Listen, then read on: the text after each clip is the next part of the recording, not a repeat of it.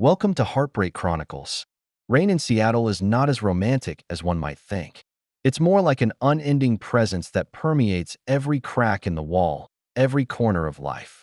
Zachary Reynolds stands in the electrical room of a high-rise apartment building, multimeter in hand, examining a complex circuit board.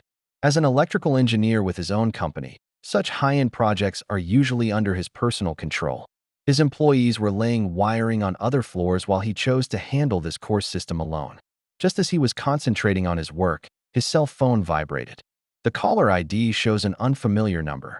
Normally, Zachary would have let it go to voicemail, but some sort of instinct prompted him to take the call. Reynolds Electrical Engineering. "I'm Zachary."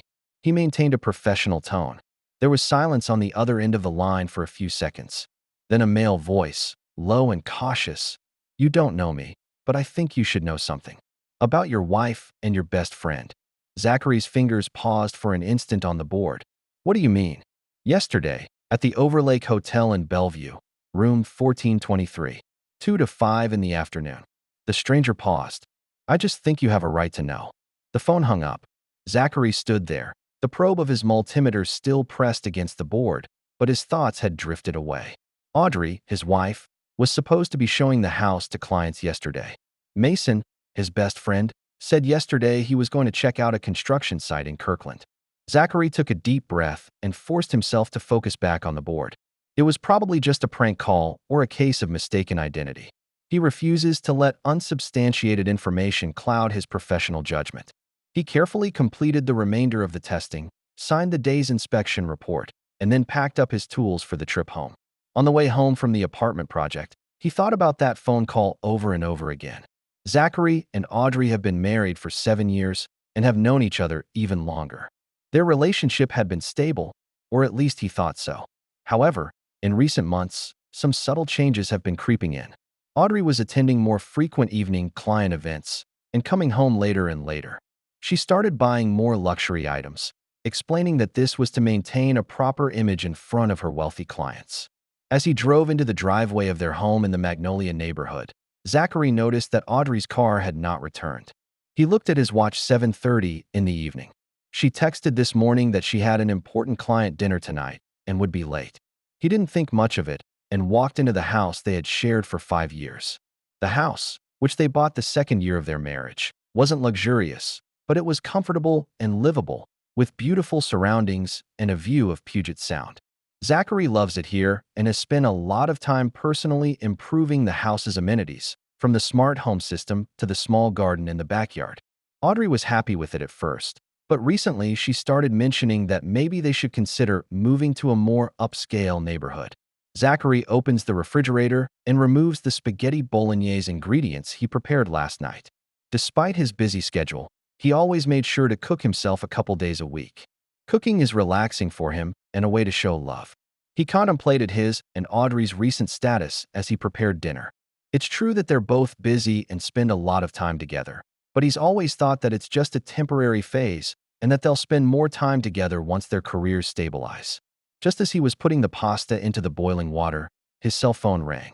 "It's Mason." "Hey, bro." Mason's voice is as vibrant as ever. "That Belltown project tomorrow. Are you sure you'll make it in time for the final inspection?" The developer suddenly asked for early delivery. "No problem," Zachary replied. "I've already arranged for a team. How are things on your end?" "Everything's going well," Mason said easily. "Oh, by the way, there's a small company party Friday night to celebrate the success of the East Side program. You and Audrey must come." "Sure, I'll check with her on the schedule." Zachary paused, some sort of intuition prompting him to ask, "How was the site inspection at Kirkland yesterday?" There was a second's pause on the other end of the line. "Oh, that went well. It's just a routine checkup, nothing special." After the call, Zachary stood in the center of the kitchen, feeling that something was wrong. Mason and he have known each other for 15 years, from college roommates to now business partners and close friends. He knew every change in Mason's tone, and that 1 second pause was enough to convince him that Mason was lying. Audrey returned home at 9 p.m. with a whiff of expensive perfume. She looked delicate and tired. Her heels kicked off casually as she walked into the foyer. "Are the customers happy?" Zachary asked, rising from the couch to greet her. "Not bad," Audrey sighed. But these rich people are always so picky. I showed them 6 properties, and none of them were completely satisfied. She walked toward the refrigerator and took out a bottle of white wine. How was your day? Routine work, Zachary replied simply, then asked, would you like something to eat? I made spaghetti that I can heat up. No, I've already eaten.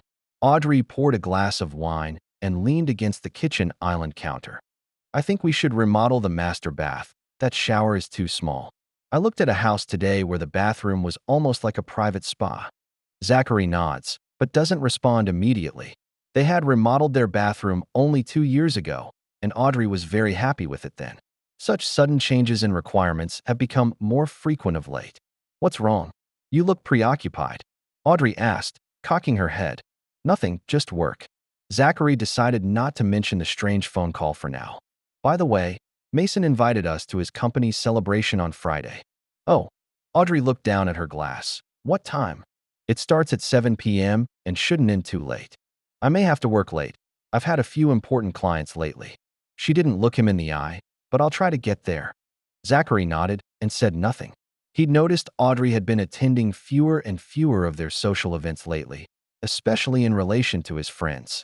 And oddly enough, Mason has started making excuses not to show up on certain occasions. That night, Zachary lay in bed, listening to the sound of Audrey's shower in the bathroom and thinking. He opened his laptop, hesitated for a moment, then logged into their shared iCloud account. This account is used primarily to share family photos and documents, and both know the password. He checked Audrey's calendar, and yesterday afternoon was indeed marked East Side Client Viewing, with no specific location. He shut down his computer and decided to go to the Overlake Hotel the next day to see if he could find some clues. It wasn't distrust, he told himself, just a need to make sure that the strange phone call wasn't just a prank. The next day, Zachary drove to the Overlake Hotel at lunchtime. This is a high-end business hotel that often hosts corporate executives from out of town. He walked into the lobby and looked around, unsure of what he was looking for. Can I help you, sir? The receptionist asked politely. Zachary hesitated, then said, I'd like to know if anyone used my credit card to make a reservation here yesterday afternoon. The receptionist queried the system. I'm sorry, sir. We didn't have a room registered in your name yesterday. What about Mason Howell? The receptionist inquired again, then shook her head. We can't give out guest information, sir. Zachary thanked him and left the hotel, feeling both relieved and a little confused. Maybe that phone call was really just a prank. But as he got back into his car, an idea struck him. Audrey had his own company credit card for clients. That afternoon, he focused on his work, completing a final inspection of the Belltown project. Mason didn't show up and sent his project manager to butt in. This is unusual because Mason is usually personally involved in the final acceptance of important clients. When she gets home at night, Zachary finds Audrey on a video call, and when she hears him enter, she quickly ends the call. Who? He asked casually, setting his briefcase on the cabinet in the foyer. Oh, that's Linda from the office. We were talking about the open house weekend. Audrey stood up and kissed him on the cheek. I was thinking maybe we should schedule a short trip. I've been working too much lately and need to relax. Zachary was a little surprised. Sounds good. Is there anywhere you'd like to go? Maybe Hawaii? Just the two of us. Audrey smiled, her fingers gently playing with his tie. It's been a long time since we've had a solo vacation. The offer came so suddenly that it made Zachary a little wary. Audrey has obviously been talking lately about how busy he is at work and how he can't get away. But he showed no skepticism and simply said he needed to arrange the company's affairs. Over the next few days, Zachary began to pay more attention to Audrey's behavioral patterns. She always has her cell phone with her and never leaves her hand. She often quickly switches between cell phone screens when he enters the room. She began to frequently use her private email rather than the family email that the two of them shared. A few times, he'd woken up in the middle of the night to find her not in bed, but whispering on the phone in the guest room. Meanwhile, Mason's behavior becomes bizarre. He canceled several scheduled business meetings for different but vague reasons. Once, Zachary finished work early to go to Mason's office to discuss a project, and the receptionist told him that Mason had already left to meet a client. But Zachary happened to see Mason's car still parked in the company parking lot. Audrey eventually showed up at Friday's celebration, but more than an hour later than promised. Even stranger, Mason seemed fidgety shortly after her arrival and almost immediately made excuses to leave his company's celebration. The car was unusually silent on the way home. Audrey focused on her cell phone, smiling mildly every now and then. Zachary pretended to concentrate on driving, but his afterglow could see the text notifications flashing across her screen. "You seem distracted tonight." Zachary eventually breaks the silence. "Just tired." Audrey sighed, closing her cell phone screen. "This season is always particularly busy these days." Mason seems to be so busy, too, that he can't even stay until his own celebration is over. Audrey's fingers twitched slightly. "Is that right? I didn't notice when he left." That night, Zachary couldn't sleep. He lay in bed, listening to Audrey's steady breathing and thinking. Intuition told him that something important was happening and he was being kept in the dark. Over the next 2 weeks, Zachary began to consciously gather information. He didn't do anything illegal, like peeking at password-protected content or stalking Audrey. Instead, he began to pay more careful attention to the details that were otherwise in his line of sight. He noticed that Audrey began referring to Mason's project frequently, describing details in an overly familiar way, information that a real estate agent would not have been expected to know. She purchased several expensive new dresses and jewelry, explaining that it was a necessary investment to attract high-end clients. Even more disturbing, she began asking him about his company's finances in a level of detail never before seen. "I'm just worried about our future," she explained when Zachary asked. "The real estate market is volatile, and I need to know how solid our safety net is." Zachary decided to take a more proactive approach.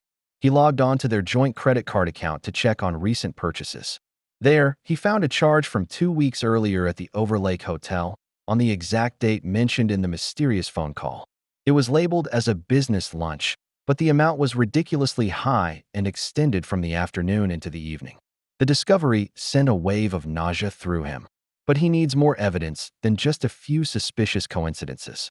He began to pay attention to the home's security camera recordings, a system he had installed for security reasons.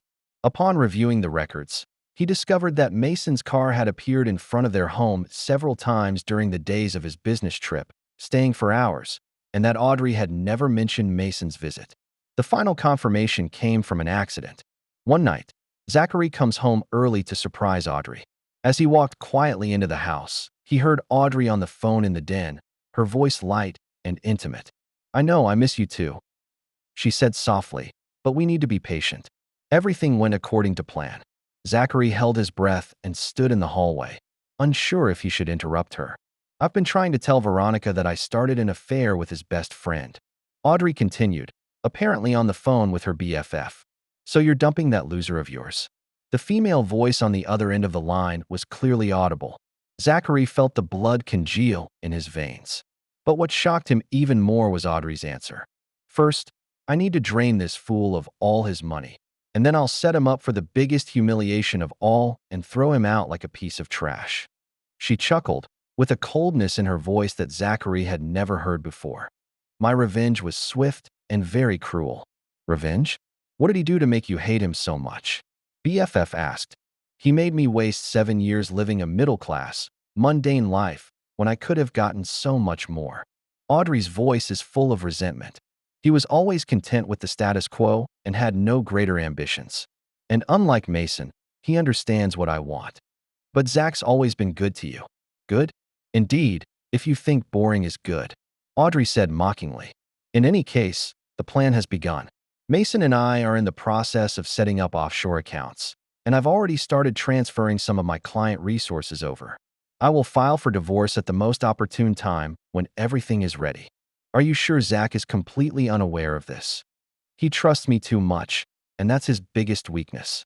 Audrey laughed softly. "And Mason has always been his best friend. He would never doubt us." Zachary quietly backed up and went back to the front door, then made some deliberate noise and acted like he'd just entered.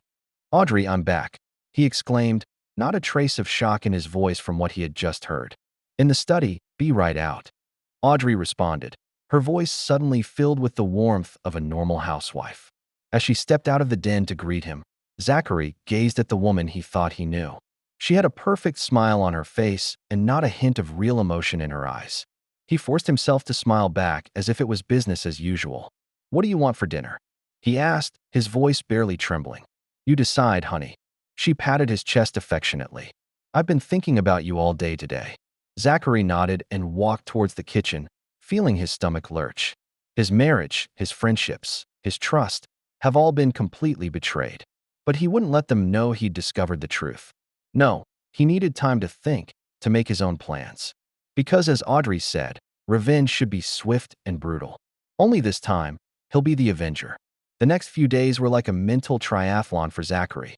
Outwardly, he continues to play the role of the clueless husband, commuting to and from work on time, preparing dinner, and discussing family plans. But beneath this appearance of calm, he began to implement his own defense and countermeasures step by step.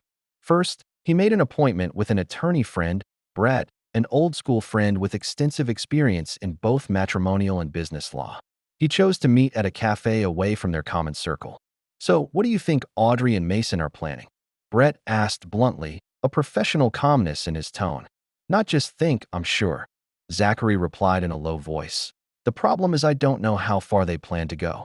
Audrey mentioned offshore accounts and shifting customer resources. Brett ponders for a moment, then says, "First, you need to protect your assets. I recommend that you review all joint accounts and business structures immediately. Second, gather evidence, but make sure it is done in a legal manner. Don't do anything that could be used against you in court." Zachary nodded in understanding. Brett continued, "Most importantly, don't spook. If they know you've discovered the plan, they may accelerate their actions or change tactics." After leaving the cafe, Zachary began to systematically implement Brett's suggestions. He began by checking the company's books to make sure Mason hadn't gained unauthorized access to any critical systems. To his relief, his years of caution have paid off. All important business decisions and system access require his direct approval. Next, he quietly transferred a portion of his personal savings to a newly opened private account. This is not to hide assets. He plans to disclose all financial information in due course, but to prevent Audrey from taking unauthorized access without his knowledge. He also consulted with the company's financial advisors to restructure parts of the business in a legal manner to ensure that the company's core operations would not be seriously affected even in the face of divorce proceedings. At the same time, he begins to record Audrey and Mason's interactions more carefully. Instead of relying on guesswork, he utilizes a family-shared technology system to gather facts. He noticed Audrey frequently deleting text messages and call logs, but forgot that the iCloud account the two shared automatically backed up certain data. This allowed him to see partially deleted messages containing ambiguous dating arrangements and vague hints about plans. Even more disturbing, he realizes that Mason is starting to reach out to some of his major clients. Through the company's CRM system, he saw that Mason had recently made frequent contact with several large developers they worked with. Under normal circumstances, there would have been no excuse. They had always done business. But now, every contact makes Zachary wonder if there's a deeper motive. One night, when Audrey claims to be attending a real estate industry dinner, Zachary decides to validate her claim. Instead of stalking her, that would be neither legal nor ethical. He simply followed the hashtag for the event in question on social media. As he suspected, there are no photos of the event showing Audrey's presence.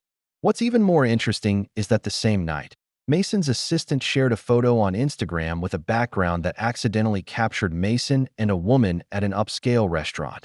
And while blurry, that side profile and hairstyle were extremely similar to Audrey's. Zachary continues to remain outwardly calm and even agrees to Audrey's proposed Hawaiian vacation. He guessed it could be a ploy for her to move more money or further develop her relationship with Mason, but he went along with it, hoping to gather more information with it. "I need to work on a few projects before vacation," he told Audrey, including that big Kirkland development with Mason. Audrey's reaction was almost imperceptible, a moment of nervousness followed by a quick return to naturalness. "Oh, anything special? Just a few technical details," Zachary replied vaguely. "But it may require us to reevaluate the entire partnership." He noticed Audrey sent an encrypted message to Mason that very night. Though he couldn't see the specifics, he could sense that the two seemed to be starting to move faster. This game of stabbing and counter-stabbing went on for weeks, each day as tense as a tightrope walk. Zachary found himself analyzing every gesture, deciphering every word, looking for every possible double meaning. What's ironic is that his apparent relationship with Audrey actually seems closer than ever. She becomes more attentive to him, asks about his work and plans, and even starts suggesting more activities to participate in together. But Zachary knows it's all an illusion. Whenever she asks him for details about his work or future plans, he provides adequate but filtered information that doesn't look suspicious or give away what's really important. He begins to test Audrey in turn, asking for her opinion on certain major financial decisions and observing her reactions and suggestions. "I'm thinking of transferring some of my company shares to employees," he casually mentioned one night, "as a long-term incentive program." Audrey's eyes immediately lit up. "That's probably not a good idea, honey. Why would you want to dilute your ownership? You worked hard to build this company." "Just a thought," he said gently. "After all, there's a way to share success." He saw the calculation and greed flash in her eyes, further confirming her true thoughts. The real turning point came from an unexpected discovery. Zachary is sorting through family papers when he stumbles upon a document Audrey forgot in the printer, a registration form for a new business. The name of the company is Horizon Developments, LLC, and it is registered to Mason Howell and Audrey Reynolds. Documents show the company's scope of business covers real estate development and electrical engineering services, overlapping almost entirely with their existing business. The discovery is like the final piece of the puzzle that completes their plan, not only an emotional betrayal, but a well-planned business theft. They intended to use the customer relationships, technical knowledge, and trade secrets they acquired from Zachary to create a competing company while milking his personal fortune through the divorce. That night, when Audrey got home, Zachary kept up a perfect performance. He prepares her favorite dinner, opens an expensive bottle of wine, and asks about her day. "You seem particularly happy today," Audrey commented, a hint of suspicion in her eyes. "Any good news?"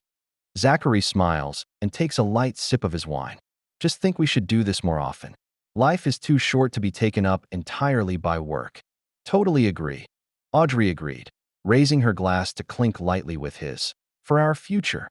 "For the future," Zachary repeated, his eyes firm, "whatever it brings." In that moment, he made a final decision within himself. He would not be content to merely protect himself and passively wait for them to attack. No, he will take the initiative and plan his own counterattack. But unlike Audrey and Mason, his actions will be well within the boundaries of law and morality. He won't lower himself to their level, but he won't be a lamb to the slaughter either. Zachary Reynolds, the electrical engineer who has always been considered mild-mannered, begins to plan his revenge. This is not out of hatred, but out of a sense of justice and the need for self-preservation. With the same precision and patience, he would design his counterattack plan as he would a complex circuit. For in the world of circuits, he knew one thing. Every action has its reaction, every current has its circuit. He and Audrey continue to have dinner together, talking and laughing as if nothing happened. But beneath the surface, a silent storm is brewing. It's been rainy in Seattle all week. Zachary stood in front of his office window, gazing at the crisscrossing watermarks that the raindrops created on the glass, like the complex thoughts in his brain. It's been 3 weeks since he found out about Audrey and Mason's betrayal, and in that time he's been outwardly calm, but inwardly he's gone through the whole gamut from shock and anger to calm determination. His attorney, Brett, sat at the conference table, flipping through a thick file. "Are you sure you want to go this way?" Brett asked, looking up. "Once you start, there's no turning back." "I had no choice," Zachary replied calmly, turning to face his old friend. "They've made their choice. Now it's my turn." Brett sighed and closed the file. "Well, from a legal standpoint, your plan is perfectly legal. But on a personal note, I must warn you that this sort of thing can consume a great deal of your energy and emotions." "I know," Zachary admitted with a nod, "but it's a better option than letting them have their way." After leaving the law firm, Zachary begins to execute his elaborate plan. First, he gathered the company's core team, excluding those employees who were too close to Mason. "We need to do a complete system upgrade and security review," he told the team, his tone professional and calm. "There have been several cases of trade secret theft in the market recently, and I don't want us to be the next victim." The team accepted this as a reasonable explanation and got to work immediately.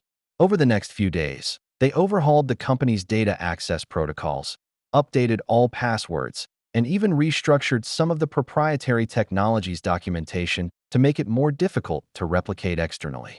These measures may seem like routine security upgrades, but they are actually designed to prevent Mason from gaining access to more company secrets. At the same time, Zachary began secretly reaching out to their key clients, cementing relationships in a subtle but effective way. Instead of mentioning Mason's possible betrayal, he offers a series of innovative service improvements and incentives to ensure that these important customers stay close to his company. "We're looking at launching an exclusive service program for long-term partners," he offered at a luncheon with a major developer. "Considering our many years of partnership, I hope your company will be the first to benefit." This strategy has been effective. Several clients who might have been attracted to Mason have reconfirmed their interest in working with Zachary's firm, and two have even privately inquired about some of Mason's recent strange behavior. "I don't want to be nosy," one of the senior developers whispered to Zachary after the meeting, "but Mason has been acting a little erratic lately. He implied that your partnership may be coming to an end and suggested that we consider other options." Zachary just smiled and expressed his appreciation for the other man's candor without directly commenting on Mason's behavior. He knew that reputations traveled incredibly fast in the business world, and he didn't need to spread any negative information himself. At home, he continued to play the role of the unsuspecting husband, but began to strategically reduce the amount of money in the family's shared account in favor of directing more of his income into growing the company. When Audrey inquired about the changes, he downplayed them, explaining that it was to optimize the tax structure. "We'll save more money in the long run that way," he explains, knowing that this reasoning is highly persuasive to the greedy Audrey. "When we settle at the end of the year, our personal income will be more favorable." Audrey nodded in understanding, clearly accepting the explanation. In fact, she's become increasingly confident lately that she thinks her program is going well. She began to broach the subject of divorce more frequently, though always in a hypothetical or joking manner. "One of my clients recently got divorced," she mentioned wistfully one evening. "And I'm told that property division in Washington state is pretty fair, no matter who makes more money." "Yes," Zachary pretends to respond absently while making a mental note of the obvious tryst. "But we don't have to worry about that, do we?" Audrey smiled and kissed him on the cheek. "Of course not, dear. I was just making small talk." As the date of his Hawaiian vacation drew closer, Zachary knew it would be a pivotal moment. Based on the information he gathered, Audrey and Mason may be planning some sort of action while on vacation. He decided to take the trick, but prepared himself. One day, while pretending to go to the office to deal with an emergency, he actually traveled to a private investigation firm. Instead of asking them to look into Audrey's whereabouts, that could be legally controversial, he asked them to look into the business activities of Horizon Developments, LLC. "This is purely a business competition investigation," he explained to the investigator. "I need to understand their marketing strategy and potential customer base." The findings were more shocking than he expected. Not only is Horizon up and running, but he has already reached out to almost all of his major clients. Even more disturbing, the technical advisors listed in the company's incorporation documents include 2 key employees on his team, so clearly Mason has begun to poach from within. Meanwhile, Audrey's behavior becomes more and more daring. She begins to openly answer Mason's calls at home, though always explaining it away with work. Once, Zachary came home early and found Mason's car parked in the driveway. When he entered the home, the 2 men were sitting in the living room with architectural drawings in the center, looking like they were discussing their work. But Zachary notices that Audrey is a little underdressed, and Mason has a hint of panic in his expression. "Oh, Zach," Audrey stood up in surprise. "Mason just happened to stop by and wanted to discuss some of the Kirkland project." Mason forced a smile and quickly gathered up the drawings. "Yeah, I was just leaving. We'll talk in more detail next time." When Mason leaves, Zachary acts as if nothing has happened and even makes a dinner suggestion. But deep down, he knew the time was right. He couldn't wait any longer. The next day, he secretly met with all of the company's core employees, including the 2 techs who had been approached by Mason. Without pointing fingers at anyone, He candidly shared his plans for the future of the company, including a new employee equity program. Over the last few months, I've been thinking about how to make all of the people who put their heart and soul into this company really part of it, he told the team. So I've decided to open up 15% of the company to core team members starting next quarter. The unexpected announcement sent a shockwave through the office. The most surprised were the two employees who had been approached by Mason, and they exchanged a surprised look. After the meeting, one of them reached out to Zachary. "I need to talk to you," he said, his voice low and slightly guilty. "It's about Mason." With that, the last piece of the puzzle fell into place. The employee confessed how Mason approached him with an offer of a generous salary and position to entice him to join Horizon. More importantly, he provided detailed evidence of specific technical information and customer lists that Mason planned to steal. "I made a mistake," the employee said, "but I never really intended to betray the company. I just bewitched by his promises." Zachary nodded understandingly. "I understand. What's important is that you're choosing the right path now." With this new evidence, Zachary's plan becomes more complete. He contacted Brett to confirm the final legal details and then began preparing for the final action. The last week before his Hawaiian vacation, Mason's company announced that it would be hosting a gala business dinner to celebrate its 10th anniversary. The event featured many of the key players in Seattle's architecture and real estate community, including, naturally, Zachary and Audrey. "It's going to be a major social opportunity," Audrey exclaims, "and the whole industry will be there." Zachary agreed to participate, knowing that this was the opportunity he had been waiting for. "It sounds like it's going to be special. We should dress up." On the day of the dinner, Zachary was more elaborate than usual with his attire. He chose a dark blue tailored suit with a silver gray tie, clean, professional, and confident. Audrey, on the other hand, wore a brilliant red evening gown that looked stunning, yet slightly contrived. "You look nervous tonight," Audrey commented as they drove to the dinner. "Is everything okay?" "Just thinking about some work stuff," Zachary replied lightly. "There's an important decision that needs to be made." Audrey frowned slightly, but didn't ask any more questions. Upon arriving at the venue, she quickly rejoined Mason, the two ostensibly keeping a professional distance, but Zachary noticed the glances exchanged and the slight physical contact between them. The dinner was held in the ballroom of a luxury hotel with lavish and sophisticated decorations. Mason, as the host, gave a welcome speech from the stage, thanking all his supporters and partners. When he thanked Zachary in particular, there was an almost imperceptible hint of falseness in his tone. "Special thanks to my good friend Zachary Reynolds." Mason smiles. "I couldn't have gotten to where I am today without his support and cooperation." Polite applause erupts from the stage, and Zachary nods politely in greeting, a calm smile on his face. Halfway through the dinner, Mason announced a special session. "Tonight, I'm delighted to be able to announce an exciting new development," he said into the microphone. "My company is about to launch a brand new subsidiary, Horizon Developments, focused on combining cutting-edge technology with architectural design." Hearing the name, Zachary felt Audrey glance nervously at him, but he kept his expression calm. To introduce this exciting new program, Mason continued, "I'd like to invite a special partner to the stage, Audrey Reynolds." To applause, Audrey gracefully rises to her feet and walks to the stage. Zachary watched her with a subtle smirk on his face, one that only those who truly knew him could detect the danger in. "Thanks, Mason," Audrey said, her voice confident as she picked up the microphone. "I am honored to be a part of Horizon. This new company will combine my experience in the high-end real estate market with Mason's expertise in construction to create truly revolutionary projects." She went on to describe the company's vision and plans, deftly avoiding anything that might hint at her personal relationship with Mason. But for many in the room, the fact that a married woman is starting a business with her husband's best friend has caused some whispers in itself. "Now, I'd like to ask Mason to present our first flagship project," Audrey concludes, handing the stage back over to Mason. Mason walks to center stage and signals the technicians to prepare for projection. "This project will incorporate state-of-the-art electrical systems and environmentally friendly design," he proudly announced. "And we're calling it the home of the future."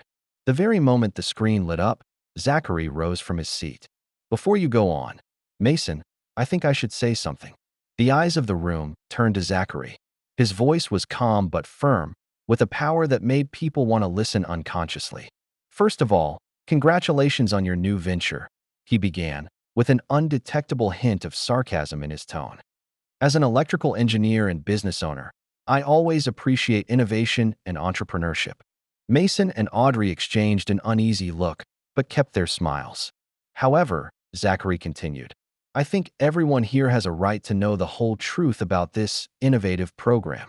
He walked towards the stage, and Mason had to politely make some room. Zachary removes a small flash drive from his pocket and hands it to the technician. Allow me to show some relevant information, he said calmly. A series of documents and email screenshots appeared on the screen, clearly showing how Horizon Developments had systematically copied Reynolds Electrical Engineering's proprietary technology and business model. Even more shocking, there are several emails that clearly show details of how Mason and Audrey plan to access Zachary's personal assets through the divorce proceedings. All of this is evidence obtained from legitimate sources, Zachary told the shocked audience. This includes shared cloud accounts, company server records, and unsolicited information from my employees. There was silence in the room. Everyone was shocked by this sudden dramatic turn of events. Mason's face turned pale while Audrey froze in place like a statue. But I'm not here today to accuse or shame anyone, Zachary continued, without a hint of anger or bitterness in his voice. I'm here as a businessman to announce my own new initiative. He clicks the remote, and the screen switches to a new projection, the Reynolds Sustainable Energy Solutions logo and business plan. Over the past few months, I have been developing this new direction for the business, focusing on the combination of renewable energy and smart buildings. Today, I am pleased to announce that we have secured exclusive contracts from 3 major developers, including several of you here tonight. He turned to the audience, his gaze firm and confident. I believe that business success is not built on betrayal and deception, but on innovation, integrity, and true value creation. Applause began to ring out from all parts of the room, gradually coming together. Many of the business people in attendance stood up to show their support, and some even offered to walk up and shake Zachary's hand. Mason trying to control the position. These allegations are ridiculous. He said it aloud, but the uncertainty in his voice betrayed him. Zachary is obviously making these baseless allegations because he is jealous of our success. If the allegations are unfounded, then why did you list 2 of my core employees as technical advisors in the registration documents? Zachary asked rhetorically, his voice still calm. Why are your technical specifications so similar to our patented design? More importantly, why do you need to discuss how to drain my assets through divorce? The last sentence caused more whispers. Audrey finally breaks the silence, her voice shaky but trying to stay composed. It's a misunderstanding, she said. We never intended to dash. Let me play a recording. Zachary interrupted her, clicking another button. Audrey's voice came out of the venue's speakers, clear and undeniable. First, I need to drain this fool of all his money, and then I'll arrange the greatest humiliation possible for him by throwing him out like a piece of garbage. My revenge was swift and very cruel. The recordings were legally recorded by Zachary through his home security system, and Audrey was talking openly in their shared home with no reasonable expectation of privacy. Upon hearing the recording, Audrey's face went from pale to a deep red, and she was left speechless, only able to stare at Zachary with disbelief and anger in her eyes. Mason tried to save the day. In any case, it's just a personal matter, not related to our business. On the contrary, Zachary retorted coolly, the core of your plan is to combine personal betrayal with commercial theft. This is a deception not only to me, but to the industry as a whole, using false innovations and stolen intellectual property for undue gain. He turned to the audience, his voice firm. I am not seeking sympathy or revenge today. I just want to make sure that everyone has all the real information when making business decisions. As for betrayal on a personal level, that's something I need to deal with privately. Once again, the room erupted in applause, this time more enthusiastically.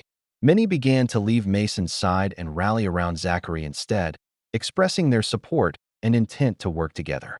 Throughout the rest of the night, Mason and Audrey's plan completely falls apart. Clients who may have been working with Horizon have withdrawn their interest, and are instead discussing his new project with Zachary. Several industry heavyweights have publicly expressed their admiration for Zachary's integrity and professionalism. By the time the night was over, Mason's 10th anniversary celebration had turned into a low point in his career. Audrey stands in the corner, isolated, the social circle that once warmly surrounded her now shunned. Zachary didn't gloat or humiliate them further. He interacted professionally with his clients and peers and then calmly left the meeting. He drove home alone. Knowing Audrey wouldn't be back immediately, she needed time to reorganize her lies and excuses. Returning to her empty home, Zachary sat in the darkness of her living room and finally allowed herself to feel the emotions she had suppressed over the last few months. He didn't cry, but felt a deep sense of exhaustion and relief. He did the right thing and protected his career and dignity, but at the cost of his marriage and, most importantly, his friendships. A few hours later, Audrey returned, her face smudged with makeup, but with a spark of anger in her eyes. "How dare you?" she questioned as soon as she entered. "You ruined everything." Zachary looked at her calmly. "No, Audrey, it was you and Mason who ruined everything. I just didn't follow your script. You're eavesdropping on my calls and spying on me," she accused. "That's illegal. I never hacked into your private accounts or monitored your whereabouts." Zachary responded calmly. "I'm just noticing the signs that you're not covering your tracks and taking advantage of the legitimate resources we share. The recording is in our shared home, and you are talking loudly in a public area without any reasonable expectation of privacy." Audrey was silent for a moment, then switched tactics. "You know, all of this could have been avoided." Her voice suddenly softened. "If you're not so, mediocre. I need people who are passionate, who are ambitious, who take risks." "That's not mediocrity, Audrey. That's stability and honesty," Zachary replied, a hint of weariness in his voice. "In any case, it's too late for that. I have contacted a lawyer and will serve the divorce papers tomorrow. Given the evidence tonight, I believe the process will be relatively straightforward." Audrey's expression went from anger to panic. "You can't do that. I need time dash." "Time for what? Transferring more assets? Find a new excuse." Zachary shook his head. "Enough already, Audrey. We all need to move on." That night, Audrey slept in the guest room while Zachary lay on the bed in the master bedroom, staring at the ceiling and contemplating the marvelous twists and turns of life. He felt a strange calmness, knowing that the hardest part was behind him. The next few weeks were filled with legal meetings and property division discussions. As Zachary anticipated, with corroborating evidence, the court held Audrey's property claim in abeyance.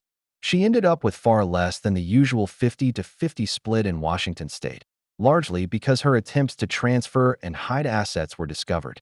Meanwhile, Mason's company is in trouble. Several major clients canceled their contracts, and his reputation was severely damaged in the industry.